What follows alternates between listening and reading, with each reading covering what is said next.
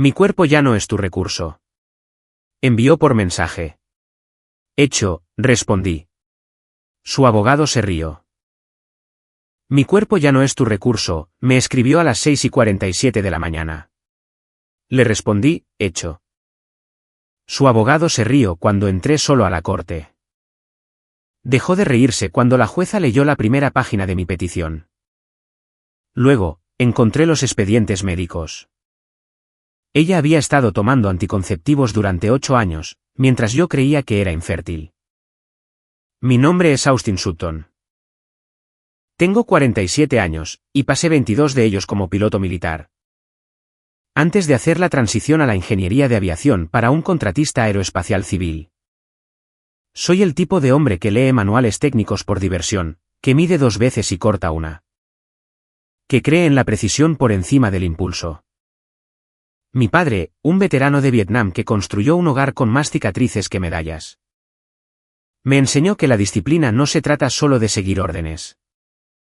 Se trata de construir sistemas tan sólidos, tan firmes, que el caos no pueda ni tocarlos. Me casé con Serena hace 11 años. Ella tenía 33, recién divorciada, con un hijo de 5 años llamado Jordan. Me enamoré perdidamente de ella. Tenía esta energía, este brillo, que hacía que cada habitación se sintiera más cálida.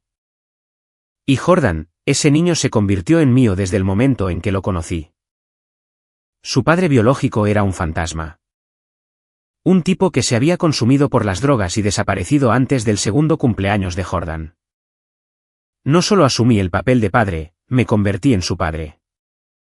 Partidos de las ligas infantiles, proyectos de la feria de ciencias. Charlas nocturnas sobre chicas y notas, y sobre lo que significa ser un buen hombre. Pagué por su escuela privada, su equipo de fútbol itinerante, su fondo universitario. Me llamaba papá. No padrastro. Papá. Pero Serena y yo, teníamos una sombra que no podíamos quitarnos de encima. Queríamos un hijo juntos. Lo intentamos durante años, 8 años para ser exactos. Mes tras mes, prueba negativa tras prueba negativa. Finalmente, ella insistió en que viéramos a un especialista. El médico, un doctor militar que conocía de mis días de servicio, nos hizo pruebas a ambos. Luego, me llamó a su oficina, a solas. Austin, dijo, con una voz demasiado cuidadosa, demasiado ensayada. El daño de tu lesión por eyección, el trauma espinal que sufriste hace 7 años. Ha afectado tu fertilidad. Lo siento, pero las posibilidades de que puedas engendrar un hijo son... Efectivamente, 0. Me quedé sentado en esa oficina estéril, mirando gráficos que no quería entender. Sintiendo como algo dentro de mí se derrumbaba. Serena lloró cuando se lo conté. Me tomó la mano y dijo todas las cosas correctas. Tenemos a Jordan. Con eso es suficiente. Ya eres un padre increíble. Enterré el dolor, lo hundí profundamente, y me dije a mí mismo que ella tenía razón. No sabía que había estado mintiendo todo el tiempo. Domingo por la mañana, 6:47 am. Estaba reconstruyendo un carburador de un Mustang del 68 que había estado restaurando. Con las manos cubiertas de grasa, y la radio NPR sonando bajo en la mesa de trabajo. Mi teléfono vibró. Un mensaje de Serena. Seamos claros. Mi cuerpo ya no es un recurso. Acéptalo. Lo leí 2 veces. Sin contexto. Sin preámbulos. Solo una declaración, fría y final, como si estuviera cancelando una suscripción. Me limpié las manos en un trapo, miré la pantalla, y sentí que algo encajaba. No era ira. Ni siquiera sorpresa. Solo claridad. Le respondí con una sola palabra, hecho. Luego entré en la casa, abrí el archivador de mi oficina.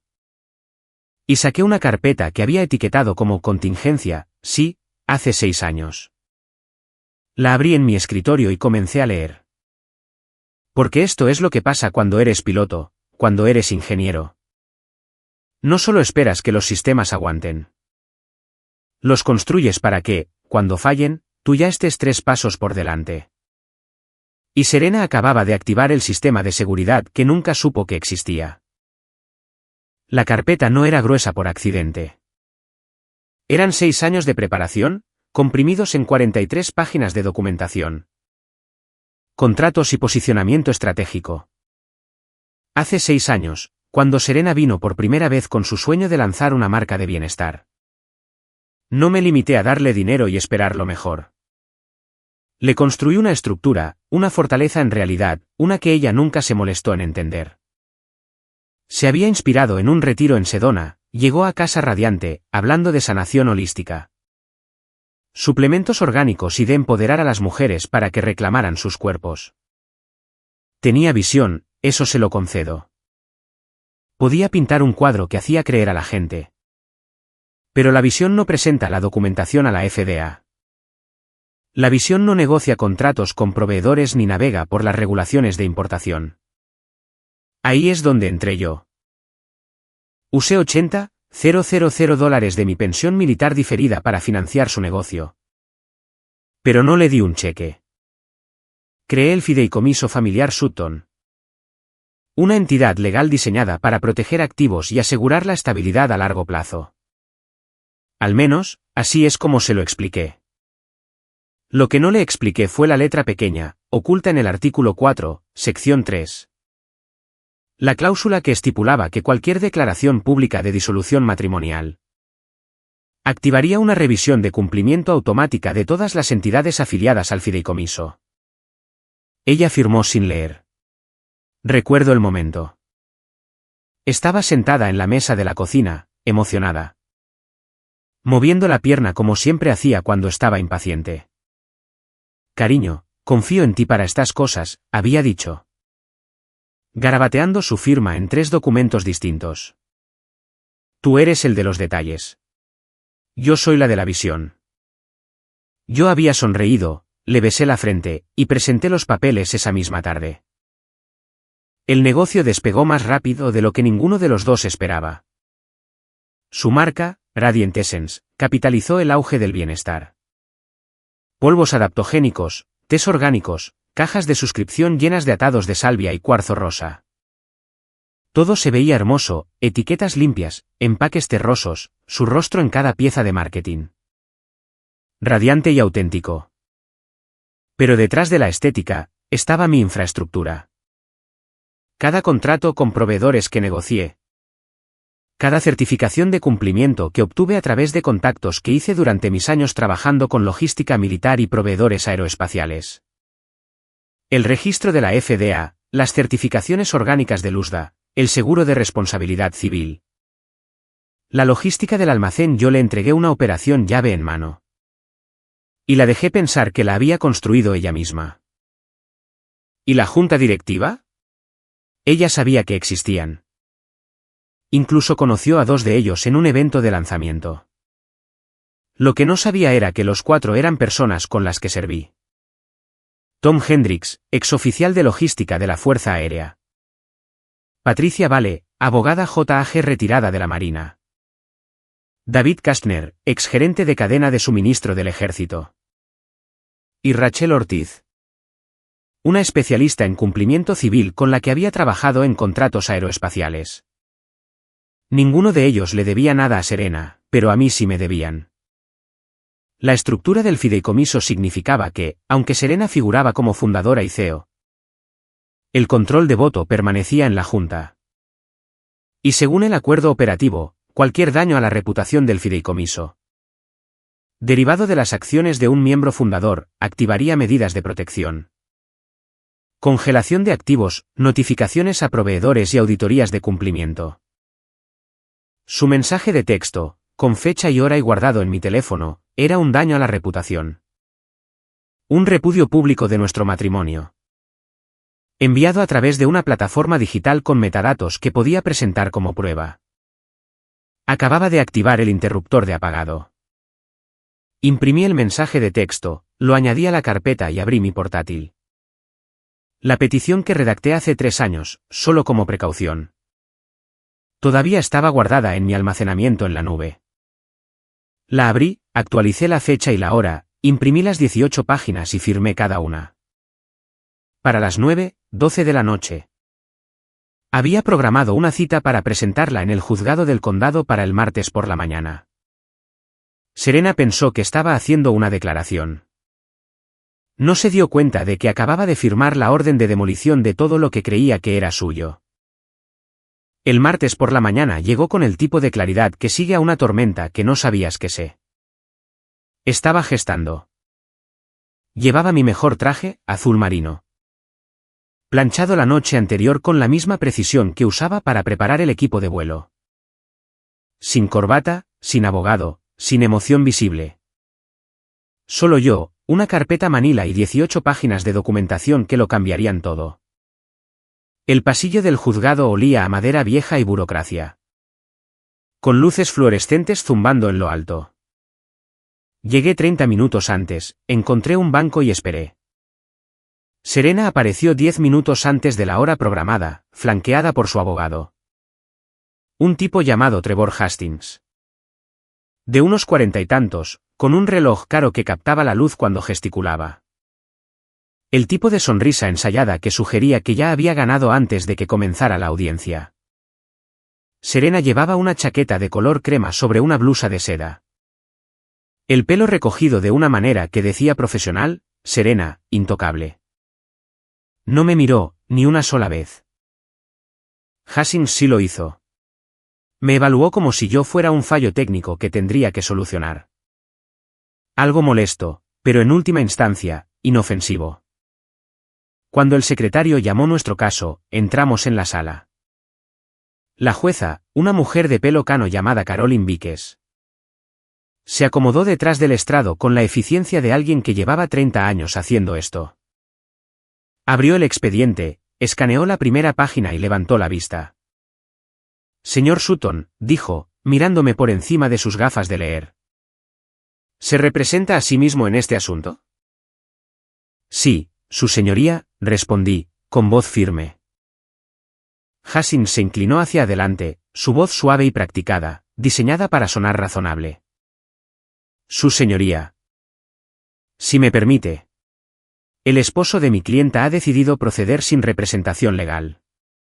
Suponemos que esto es preliminar. Quizás una presentación provisional hasta que contrate un abogado adecuado. Dada la complejidad de las estructuras empresariales involucradas. Anticipamos que buscará asesoramiento profesional en breve. Lo dijo con la suficiente condescendencia para dejar claro que pensaba que yo estaba fuera de mí. Elemento. Hora de aficionados. Un hombre tratando de jugar a ser abogado sin entender las reglas. La jueza Víquez no mordió el anzuelo. Simplemente pasó a la primera página de mi petición y comenzó a leer en voz alta. Su voz clara y clínica. En el asunto de Sutton contra Sutton, el demandante afirma que, de conformidad con los documentos fundacionales del Fideicomiso Familiar Sutton, artículo 4. Sección 3. Cualquier declaración pública de disolución matrimonial activará inmediatamente una revisión de cumplimiento de todas las entidades afiliadas al fideicomiso. Debido a las disposiciones que garantizan la preservación de la reputación y la continuidad de la marca. Su voz era constante, casi mecánica, pero observé cómo la expresión de Hastings cambiaba. La sonrisa burlona se desvaneció. Sus ojos se movieron hacia Serena, que ahora me miraba fijamente. La confusión comenzando a reemplazar la confianza anterior. Su señoría, interrumpió Hastings, su tono ahora más agudo, menos pulido. ¿Puedo revisar ese documento en privado antes de proceder? Me gustaría examinar el lenguaje en cuestión. No, abogado, dijo la jueza Víquez sin levantar la vista. Estamos en sesión. Esto queda registrado. Tendrá acceso a todos los documentos presentados a través del proceso de descubrimiento estándar. Continuó leyendo, su dedo trazando la página. El evento desencadenante ocurrió el 10 de abril a las 6:47 am. Cuando la demandada envió un mensaje de texto al demandante que decía, y cito: Seamos claros. Mi cuerpo ya no es tu recurso. Acéptalo. Esto constituye una declaración pública de ruptura matrimonial a través de comunicación digital, con marca de tiempo y conservada como anexo a. El rostro de Serena se puso pálido. Sus manos, que habían estado descansando tranquilamente en su regazo, se apretaron en puños. Hastings se reclinó en su silla. Sus dedos tamborilearon una vez contra la mesa de madera pulida antes de quedarse completamente quietos. La jueza Víquez pasó la página, el sonido agudo en la silenciosa sala del tribunal. Según los términos del acuerdo operativo del fideicomiso, este evento desencadenante inicia una fase de cumplimiento protectora. Todos los activos actualmente dispersos bajo la entidad comercial Radiant Essence están sujetos a una congelación administrativa, pendiente de la revisión y auditoría de la Junta. Los contratos de proveedores, los desembolsos financieros y la autoridad ejecutiva quedan suspendidos hasta que se logre la verificación del cumplimiento. Las manos de Hastings temblaron mientras agarraba el borde de la mesa. Luego se puso de pie de un salto. Su señoría, con todo el debido respeto. Esta cláusula no fue concebida para ser aplicada en una disputa matrimonial. Es una disposición de gobierno diseñada para proteger la entidad comercial, no para ser utilizada como un arma en un proceso de divorcio. La jueza Víquez lo miró por encima de sus gafas, su expresión neutral. Entonces, ¿por qué fue firmada y notariada por ambas partes, abogado? Silencio. Pesado y completo. Pasó otra página, su voz sin cambios. Según los documentos del fideicomiso, la señora Serena Sutton reconoció y aceptó estos términos el 22 de marzo. Hace 6 años. Su firma está aquí. Atestiguada y notariada. El lenguaje es inequívoco. La cláusula es legalmente vinculante. Hastings lo intentó de nuevo, su voz adquiriendo un toque de desesperación. Su señoría. Mi clienta no comprendió plenamente las implicaciones de lo que estaba firmando en ese momento. Confió en la representación de su esposo de que se trataba de medidas de protección estándar. Abogado, interrumpió la jueza, su voz firme pero no cruel. Su clienta firmó un documento que establecía una entidad comercial multimillonaria. Figura como CEO y fundadora de Radiant Essence. ¿Está usted afirmando ante el tribunal que ella no entendía los términos de la estructura de gobierno de su propia empresa? Hastings vaciló. Su boca se abrió, luego se cerró. Miró a Serena, que ahora me miraba fijamente, con la mandíbula apretada.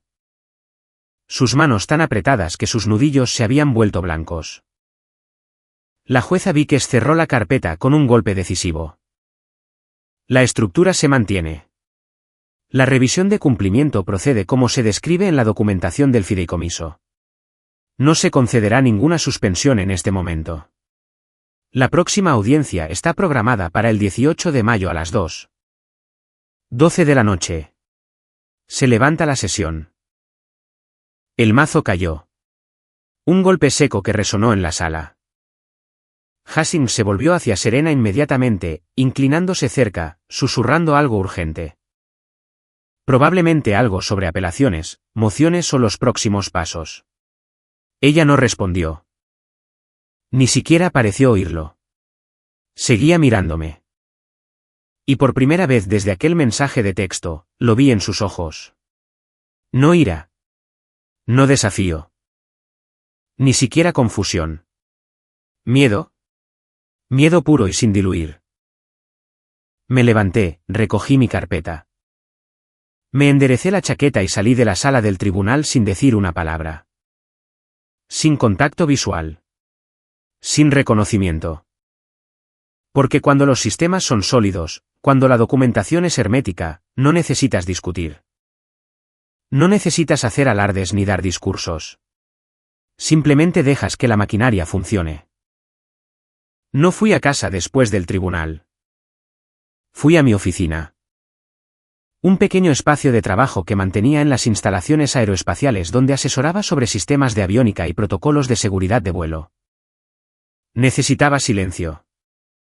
Necesitaba el tipo de entorno controlado donde pudiera pensar con claridad. Procesar información sin distracciones. Y necesitaba revisar el resto de los documentos que había estado evitando durante 3 días. Los expedientes médicos. Cuando solicité el divorcio, pedí la divulgación completa de todos los documentos financieros y médicos como parte del proceso de descubrimiento. Procedimiento estándar en casos de disolución. Especialmente cuando hay entidades comerciales y bienes compartidos involucrados. Lo que no esperaba fue lo que llegó en el paquete de mensajería el lunes por la tarde. Un sobremanila grueso marcado como expedientes médicos confidenciales, Serena L. Sutton. Extendí los papeles sobre mi escritorio ahora, mis manos más firmes de lo que me sentía por dentro.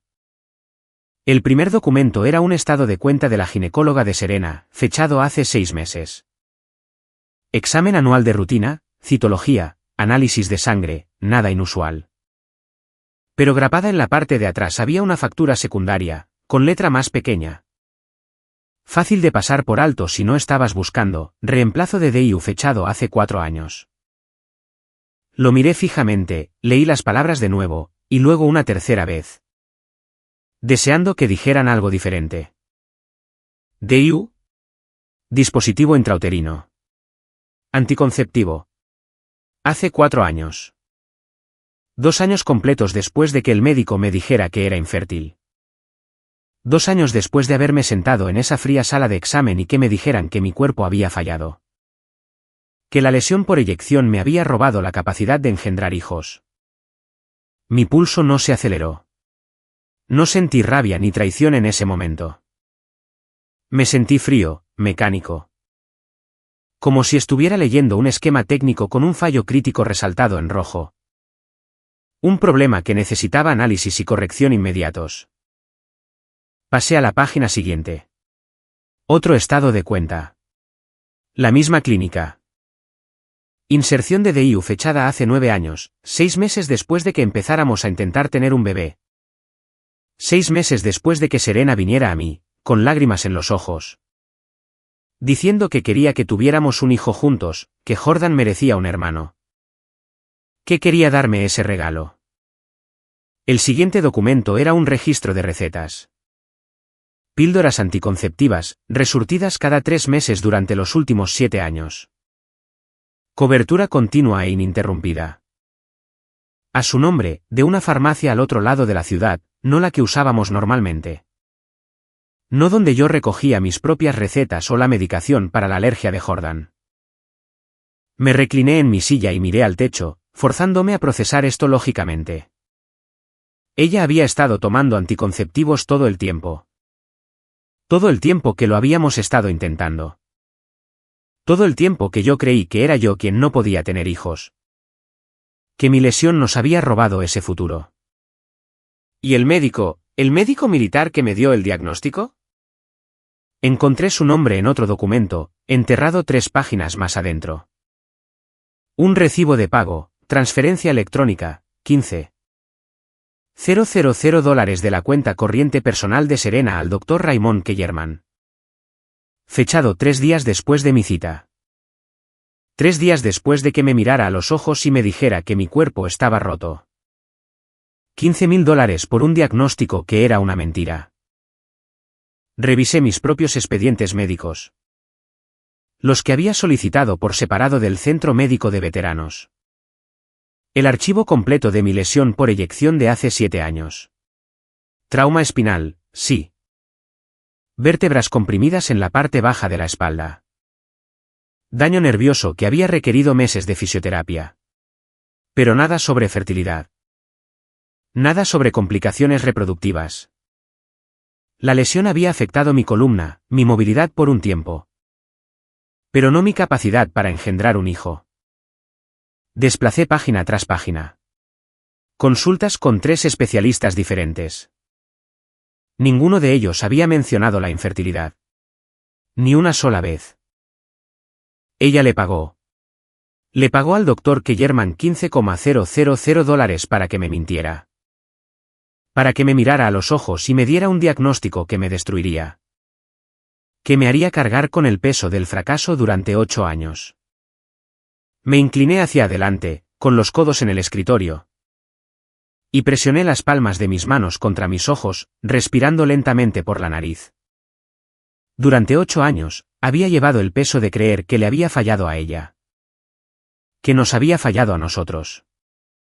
Que mi cuerpo, mi lesión, el sacrificio que había hecho al servicio de mi país, nos había robado la oportunidad de tener una familia. La había visto poner buena cara cada mes cuando otra prueba daba negativa. La había visto decirme que Jordan era suficiente. Que yo era suficiente.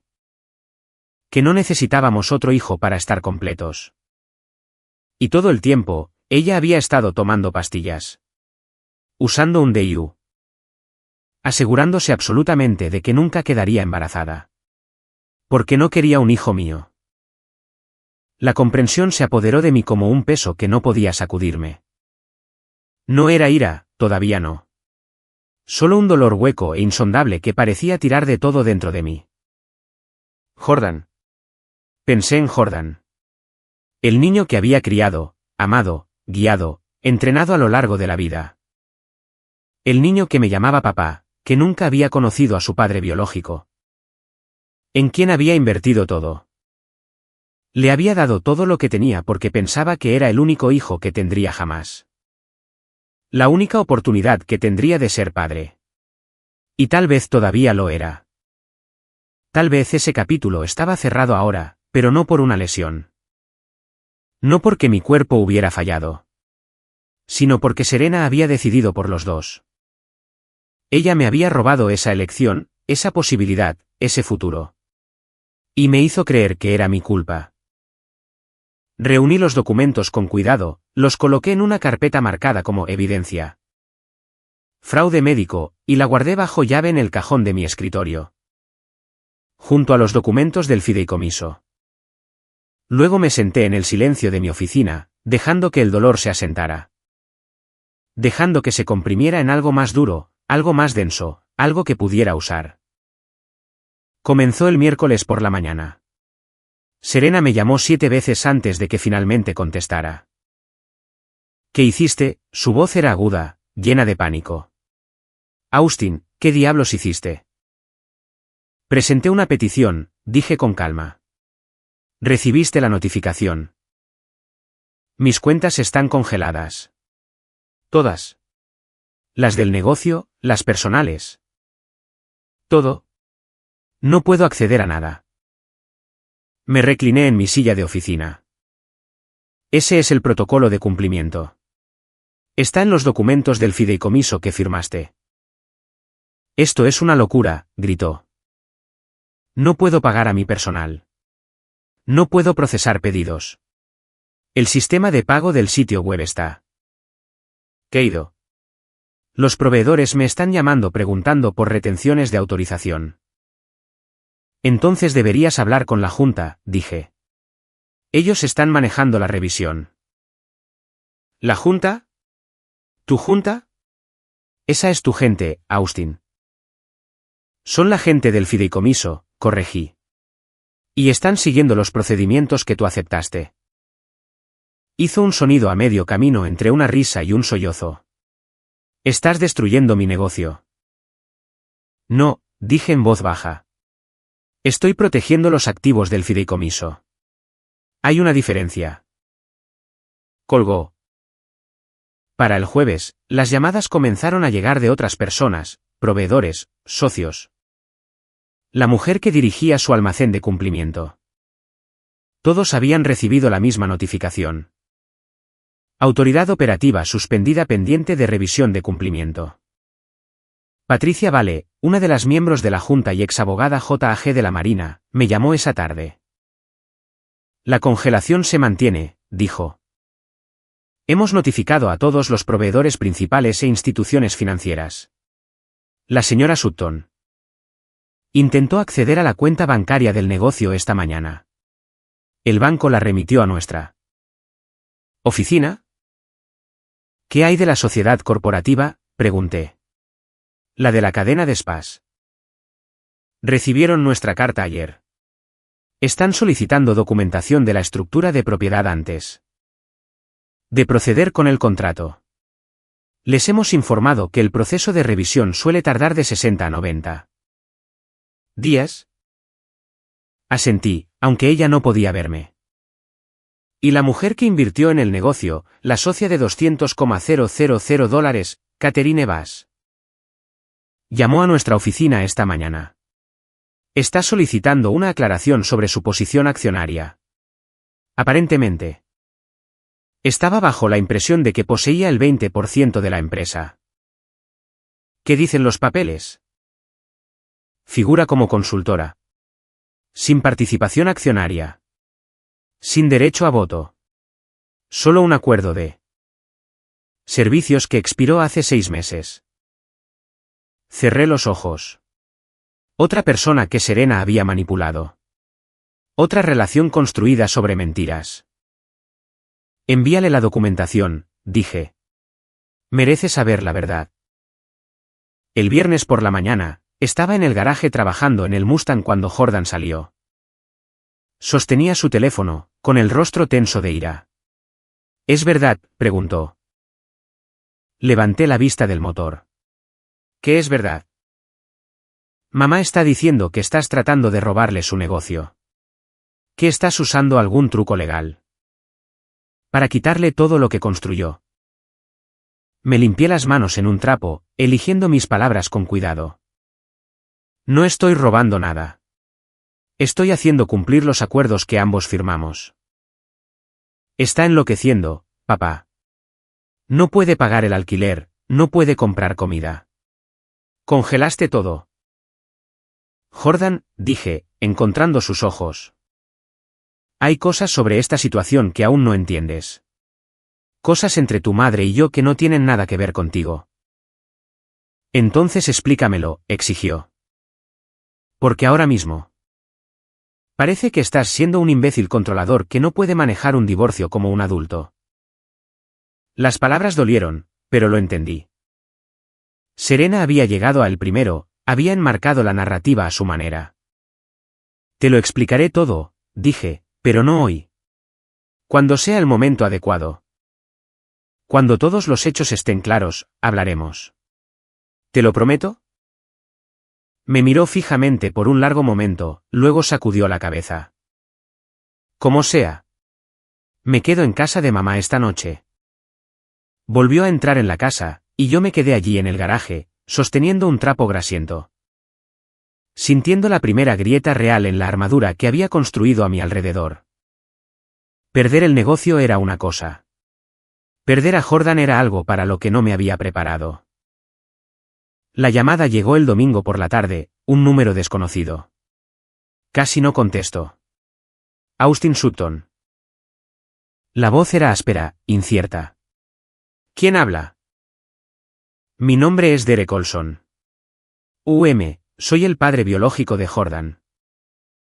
Me quedé muy quieto. ¿Qué quieres?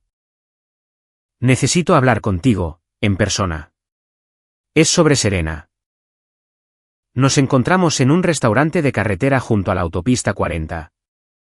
El tipo de lugar con asientos de vinilo agrietados y café que sabía como si hubiera estado en la jarra desde la mañana.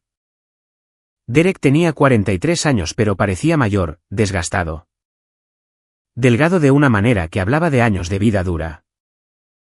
Llevo limpio 3 años, dijo sin preámbulos. Entré en un programa, he estado trabajando en la construcción, tratando de hacer algo de mí mismo. Bien por ti, dije, con voz neutra. Bajó la vista a su café. Serena me contactó hace 2 semanas, dijo que se estaba divorciando. Que podría necesitar que testificara sobre la custodia de Jordan. Mi mandíbula se tensó. ¿Testificar qué? Que tú no eres su verdadero padre. ¿Qué quiere darme otra oportunidad? Que tal vez Jordan debería pasar más tiempo con su familia biológica. La manipulación era impresionante.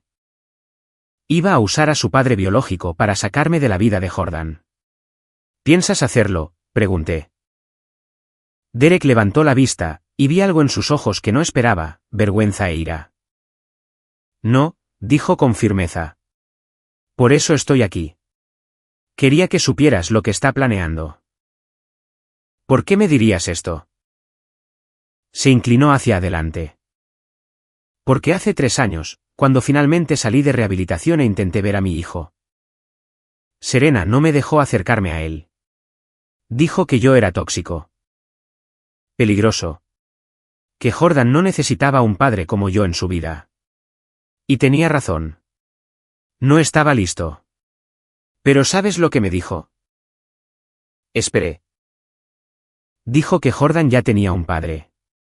Tú. Dijo que eres lo mejor que le ha pasado.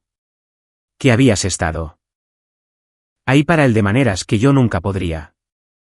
Dijo que Jordan te llamaba papá. Y que así debía ser. Su voz se quebró ligeramente. Ahora está tratando de usarme para hacerte daño. Para quitarles eso a ambos. Y no lo haré. Sea lo que sea que haya pasado entre ustedes. Jordan te quiere. Ese chico te adora. Y no voy a ser el arma que ella use para destruir eso. Me eché hacia atrás, procesando. ¿Qué le dijiste? Le dije que lo pensaría. Pero no voy a presentarme a ninguna audiencia de custodia de su lado. Si necesitas que testifique por ti. Que le diga a un juez que eres el único padre real que Jordan ha tenido, lo haré. Estudié su rostro, vi la sinceridad allí. La sobriedad ganada con esfuerzo. El hombre que había perdido a su hijo una vez y no quería perderlo de nuevo por la manipulación de otra persona. Gracias, dije en voz baja. Derek asintió. Es un buen chico. Tú hiciste eso. Lo criaste bien. No dejes que ella te quite eso. Nos dimos la mano en el estacionamiento. Y mientras conducía a casa, me di cuenta de algo. La red de manipulación de Serena estaba empezando a desmoronarse. No porque yo estuviera tirando de los hilos, sino porque las personas que ella había utilizado finalmente la estaban viendo con claridad. La invitación llegó a mi correo electrónico 2 semanas antes del 40 cumpleaños de Serena. Una tarjeta digital con letra caligráfica y flores de acuarela. Acompáñanos en una celebración de crecimiento, transformación y vida radiante. La borré. Luego, Jordan me la reenvió con un mensaje: mamá de verdad quiere que estés allí. Por favor. No hagas esto incómodo. Así que fui. No por Serena, por Jordan. El lugar era un jardín en una azotea en el centro, el tipo de sitio que a Serena le encantaba. Luces parpadeantes colgadas entre árboles en macetas, un bar que servía vino orgánico y kombucha. Mesas redondas con manteles blancos. Unas 75 personas deambulaban por allí, en su mayoría mujeres de sus círculos de bienestar. Algunos socios comerciales, algo de familia. Llegué con un regalo, un reloj Cartier Vintage que compré hace meses.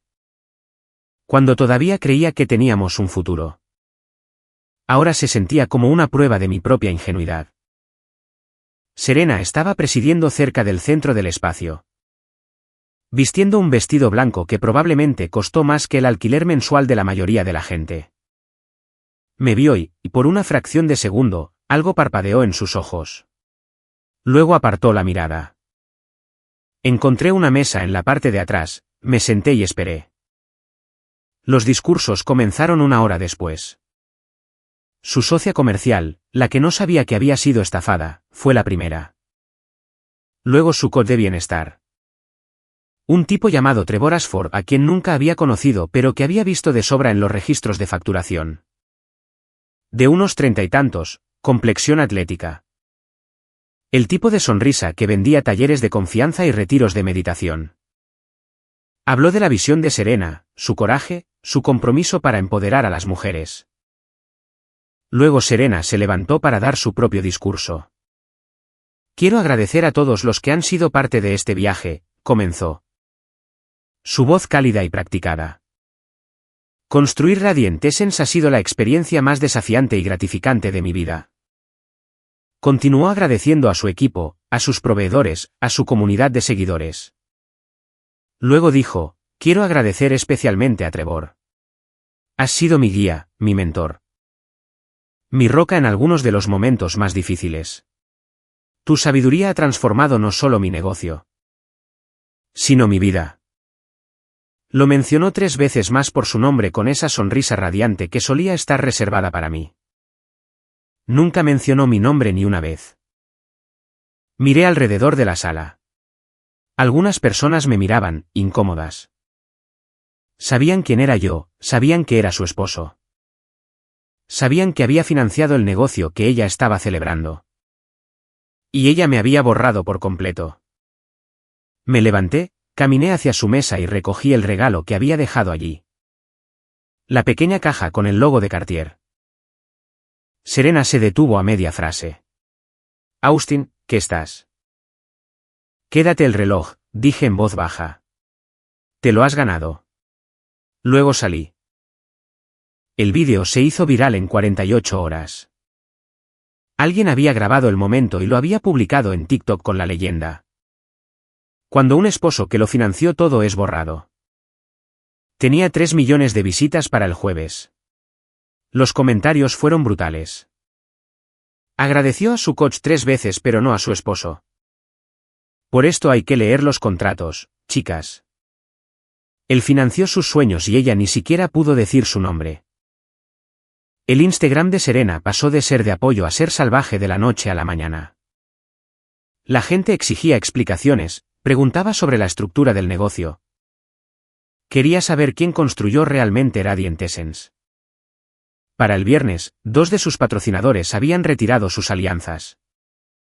Y yo no había dicho una palabra. No tenía que hacerlo. La verdad estaba haciendo el trabajo por mí. Fue el martes por la tarde cuando Jordan vino a mi oficina. Estaba revisando especificaciones de ingeniería para un sistema de control de vuelo cuando llamó a la puerta. ¿Podemos hablar?, preguntó. Le indiqué la silla frente a mi escritorio. Se sentó, y pude ver que algo había cambiado. La ira se había ido. En su lugar había confusión, dolor. Encontré algo, dijo en voz baja. Sacó su teléfono, abrió sus fotos y me lo entregó. Era una captura de pantalla de una conversación de texto entre Serena y Trevor. Trevor, ¿cuándo le vas a contar lo de Jordan? Serena, ¿contarle qué? Que el niño es un lastre de mi pasado. Ya lo sabe. Trevor, me refiero a que planeas enviarlo a un internado una vez que consigas el acuerdo. Serena, una vez que tenga el dinero de Austin, Jordan puede ir a Exeter o Andover. Sacarlo de la casa. Empezar de cero. Solo tú y yo. Levanté la vista hacia Jordan. Sus ojos estaban húmedos, pero no lloraba. Solo me miraba fijamente, esperando. ¿Cuándo encontraste esto?, pregunté. Ayer. Le pedí prestado su portátil para imprimir algo para la escuela. Los mensajes aparecieron. Le devolví el teléfono. Siento que tuvieras que ver eso. Me llamó lastre, dijo, con la voz quebrada. Está planeando enviarme lejos para poder estar con él. Jordan, tú lo sabías. ¿Verdad? Por eso has estado haciendo todo esto. Lo legal. La congelación. Te estabas protegiendo a ti. Y a mí. Me incliné hacia adelante. No sabía sobre esto específicamente, pero sabía que tu madre me había estado mintiendo. A los dos.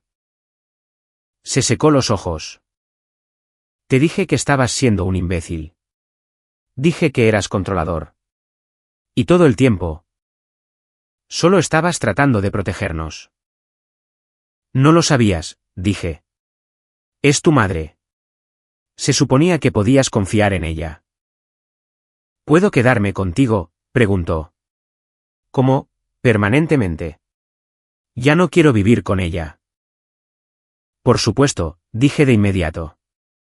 Siempre eres bienvenido aquí. Esta es tu casa. Asintió, luego bajó la vista a sus manos. Hay algo más que deberías saber. Sobre mamá. Sobre por qué ustedes no podían tener hijos. Mi pecho se oprimió. ¿Qué quieres decir? La oí hablando con Trevor por teléfono la semana pasada. Estaba molesta por lo de la corte. Y dijo algo sobre cómo había perdido años fingiendo intentar tener un bebé cuando había estado tomando anticonceptivos todo el tiempo. Dijo que le pagó a un médico para que te dijera que no podías tener hijos. La habitación se quedó en silencio. Aunque ya lo sabía, escucharlo de Jordan lo hizo real de una manera diferente. Te mintió, dijo Jordan, sobre todo. Me levanté, rodeé el escritorio y puse mi mano en su hombro. Escúchame. Nada de esto es tu culpa. Ni el divorcio, ni sus decisiones, nada de eso. Lo sé, dijo, pero aún así lo siento por lo que dije antes, por no creerte. No tienes nada de qué disculparte. Se levantó y me abrazó. Realmente me abrazó, como solía hacerlo cuando era más joven. Antes de volverse demasiado genial para ese tipo de cosas. Tú eres mi papá, dijo contra mi hombro, no Derek, ni nadie más. Tú. Y por primera vez en semanas, sentí algo más que un frío cálculo. Sentí por lo que había estado luchando todo el tiempo. Familia. La sala del tribunal estaba abarrotada para la audiencia final. La noticia del vídeo viral había convertido esto de un divorcio privado en un espectáculo público.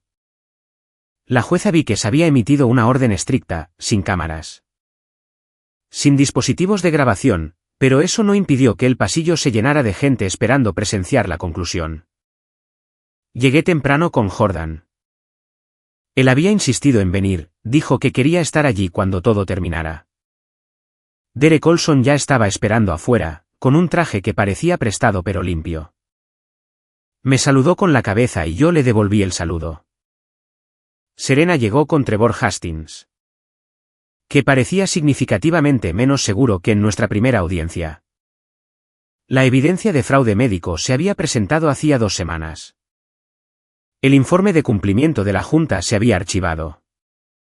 Catherine Bass, la inversora que había perdido $200,000, había presentado su propia declaración jurada detallando las falsas representaciones de Serena.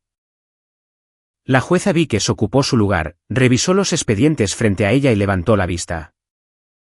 Este ha sido un caso inusual, comenzó.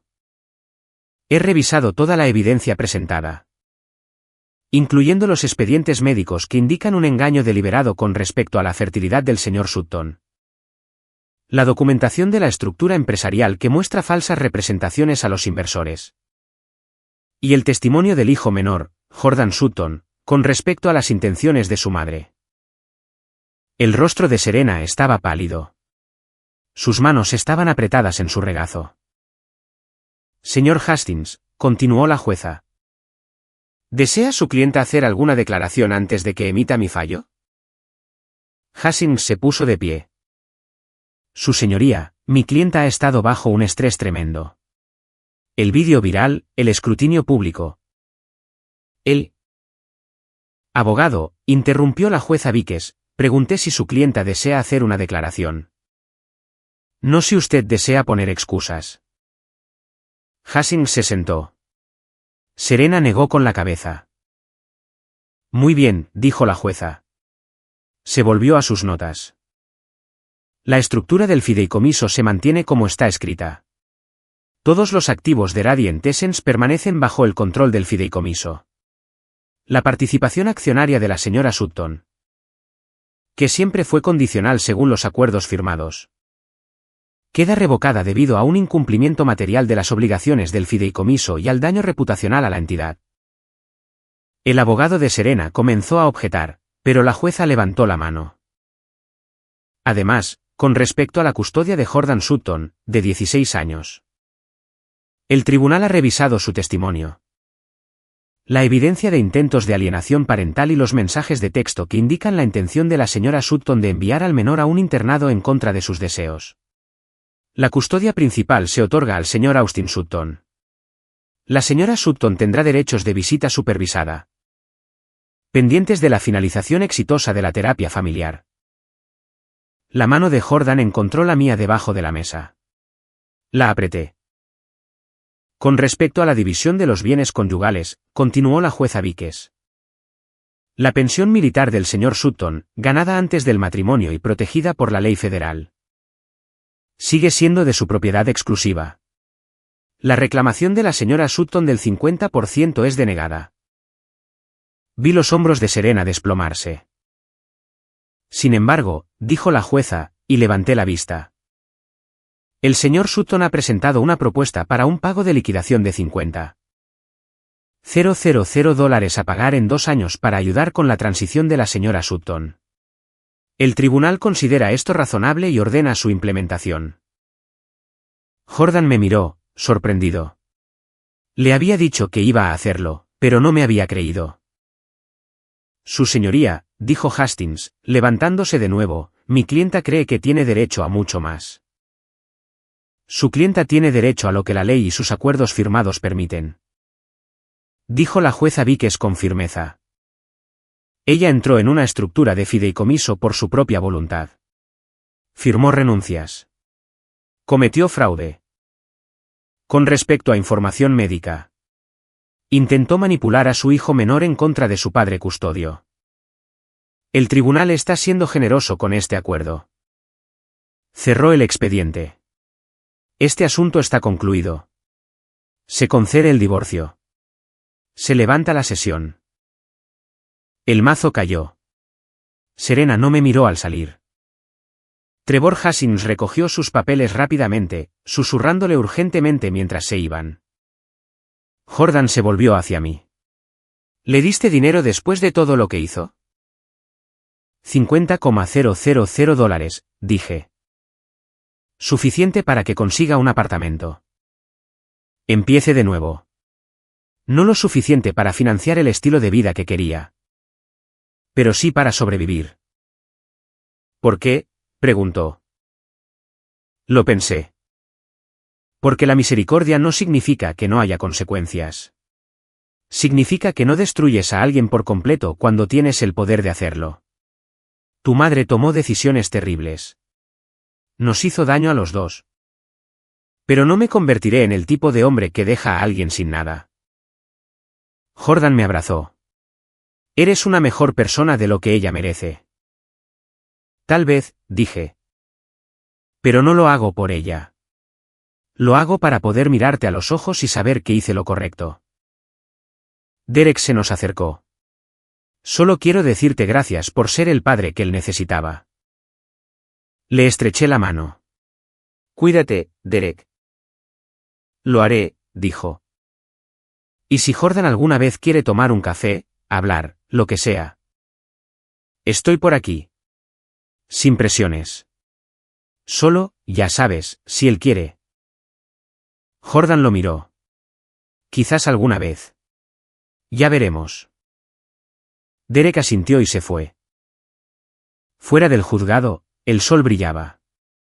Jordan y yo caminamos hacia mi camioneta en silencio. ¿Qué pasa ahora?, preguntó. Ahora nos vamos a casa, dije. Vivimos nuestras vidas. Seguimos adelante. Él sonrió. Una sonrisa real. Sí, eso suena bien. La cafetería estaba concurrida para un martes por la mañana. Estaba sentado en una mesa de la esquina revisando documentos de certificación de vuelo cuando ella entró. Se llamaba Claire. 37 años. Una arquitecta de una firma en el centro. Nos habíamos conocido en una conferencia aeroespacial hacía 4 meses. Empezamos a hablar sobre la integridad estructural en el diseño de aeronaves y de alguna manera terminamos cenando. Luego otra cena. Luego citas regulares los domingos por la mañana para tomar café, que se habían convertido en la mejor parte de mi semana. Me vio y sonrió, abriéndose paso entre las mesas con 2 tazas de café. Espresso o doble, sin azúcar, dijo, colocando una frente a mí. Eres una hacedora de milagros, dije. Se sentó y noté algo diferente en su expresión. Nerviosa. Emocionada. Bueno, dijo, tengo noticias. Dejé mi bolígrafo. ¿Buenas o malas noticias? Eso depende de cómo te lo tomes, dijo. Tomó aliento. Estoy embarazada. El mundo se detuvo. Solo por un segundo. Luego comenzó de nuevo. Más rápido. Más brillante. ¿Estás segura?, pregunté. Hice 3 pruebas. Vi al médico ayer. Unas 8 semanas. Crucé la mesa y tomé su mano. Claire, eso es. Quiero decir. Eso es increíble. Ella se rió, el alivio inundando su rostro. Pensé que te asustarías. No llevamos mucho tiempo juntos. Y sé que dijiste que lo intentaste durante años con tu ex y nunca sucedió, y estaba preocupada. Claire, la interrumpí suavemente. Quiero esto. Te quiero a ti. Nos quiero a nosotros. Ella sonrió, con lágrimas en los ojos. Sí. Sí, dije. Absolutamente. Nos casamos 3 meses después. Una ceremonia pequeña, solo familia y amigos cercanos. Jordan fue mi padrino de boda, con un traje que él mismo eligió. Él y Claire se habían llevado muy bien por su amor compartido por las películas de acción malas y la comida picante. El bebé llegó en febrero, una niña. La llamamos Grace. Tenía mis ojos y la sonrisa de Claire. Y cuando la sostuve por primera vez en el hospital, sentí algo que había pensado que estaba perdido para siempre. Esperanza. Esperanza pura y sin complicaciones. Jordan vino de visita esa primera semana, trayendo flores para Claire y un oso de peluche para Grace. Es muy linda, dijo, mirando a su hermana dormir en mis brazos. Lo es, asentí. ¿Estás feliz?, observó, como, realmente feliz. Lo estoy, dije. ¿Estás bien con todo esto? ¿Con qué me vuelva a casar, que tenga otra hija? Sacudió la cabeza.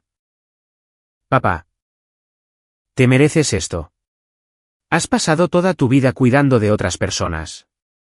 Ya es hora de que alguien cuide de ti. Claire y Grace no son responsabilidades, dije. Son regalos. Lo sé, dijo Jordan, pero tú también lo eres. 1 año y medio después del divorcio, adopté oficialmente a Jordan. Derek firmó los papeles sin dudarlo, me dijo que era lo correcto. Jordan tomó mi apellido legalmente, algo que había querido desde que tenía 12 años. Serena se había mudado a California. Intentó reconstruir Radiant Essence bajo un nombre diferente, pero Internet nunca olvida.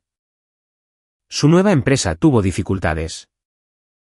Lo último que supe es que trabajaba como coach de bienestar para la empresa de otra persona. No sentí satisfacción por sus problemas. No sentí nada, en realidad. Ella era parte de un pasado al que le cerré la puerta. Un domingo por la mañana, estaba en el patio trasero con Grace, que ahora tenía 18 meses. Enseñándole a patear un balón de fútbol. Jordan estaba adentro preparando el desayuno con Claire. A través de la ventana de la cocina, podía oírlo reírse de algo. Grace pateó el balón, chilló de alegría y corrió hacia mí con los brazos en alto. La levanté, la abracé fuerte y miré la casa. Mi casa. Mi familia. Por esto había luchado. No por venganza. No por la victoria. Solo por esto. La oportunidad de construir algo real con personas que me amaban sin condiciones. Y de pie allí, con mi hija en brazos y mi familia adentro. Me di cuenta de que algo que mi padre me había dicho hacía años finalmente tenía sentido. La mejor venganza, había dicho, es vivir bien. Tenía razón.